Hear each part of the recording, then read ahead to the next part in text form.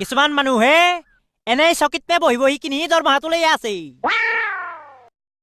আচল কষ্ট কৰি মৰিছো আমিবোৰেহে কলছে ভিতক 2টা কাস্টমাৰ গোটালুম বলা মাৰ্কে। সেই দেৰি এটাৰ ওপৰত এটা ঘৰ বনাই থৈ দিছা, ওপৰতো হৈ পৰি তলৰ গোটেই মহা মানুহ মৰব দেখোন। থু পৰি গৈছে। এখেতে ইয়াত থাকিবলৈ আহিছে। এইটো কি ভাওনা কৰিবলৈ আহিছে? জি নাপায় কি নামনো এখেত থেপলা খাই পেলা মাছি কটা মই আকৌ কি খাম হে? আৰে খাই পেলা নেই তো থু পেলা। হেই থু পেলা নহয় এই থেপলা। হৰি আপুনি আগতে বহি লওক। ধন্যবাদ।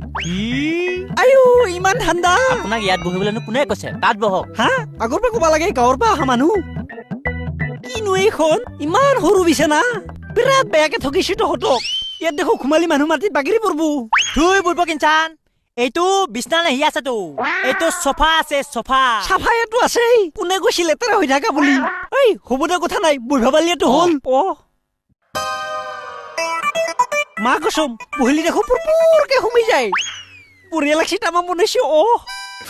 বিয়ে মানেনো কি দাদা? আরে বয়ফ্রেন্ড আকৌ বয়ফ্রেন্ড মানেনো দাদা কি?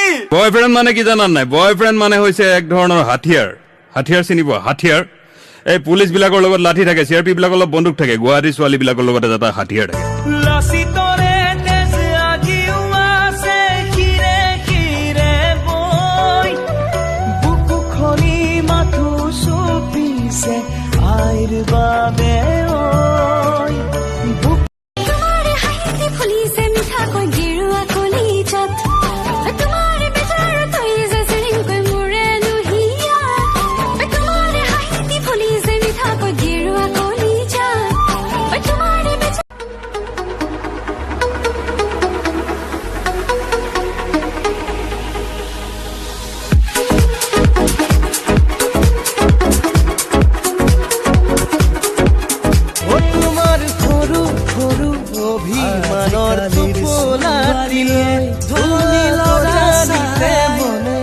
মনে মৰম যাচিব দুখীয়া মনে আহিলে মুখনি কুচাই।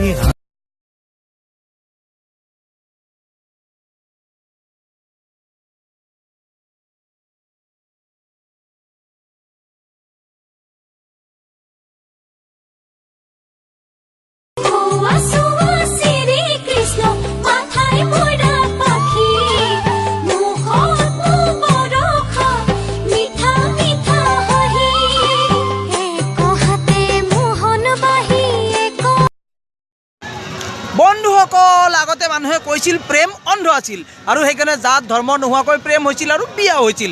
কিন্তু কিছু বছৰ পূৰ্বে সেই প্ৰেমৰ চকুৰ অপাৰেশ্যন হ'ল। এতিয়া প্ৰেমে ভালকৈ দেখা পায়। টকা পইচা ধন সম্পত্তি গাড়ী থাকিলেহে হয় প্ৰেম।